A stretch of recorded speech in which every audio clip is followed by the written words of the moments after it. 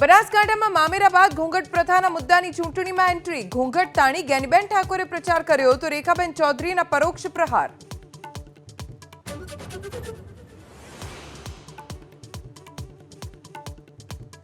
દિલ્હીમાં આપના ધારાસભ્ય અને ગુજરાતમાં 2022ની ચૂંટણીના પ્રભારી ગુલાબસિંહને ત્યાં ઈડીના દરોડા.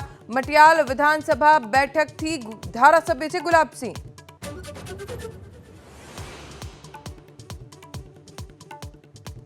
પાલનપુરના એસબી પુરા પાટિયા પાસે દારૂ ભરેલી કારના ચાલકે સર્જ્યો અકસ્માત. ડમ્પરને ટક્કર મારી કાર ચાલક સહિત 2 ફરાર. પોલીસથી બચવા બેફામ સ્પીડમાં દોડાવી હતી કાર.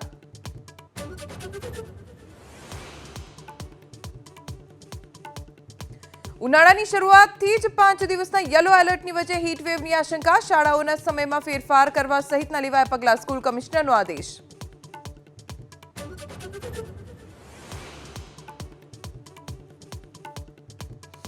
પ્રધાનમંત્રી મોદીના ભૂતાન પ્રવાસનો આજે અંતિમ દિવસ. થિમ્પુમાં હોસ્પિટલનું પીએમ મોદીએ કર્યું ઉદ્ઘાટન. થોડીવારમાં ભારત પરત આવવા રવાના થશે પીએમ મોદી.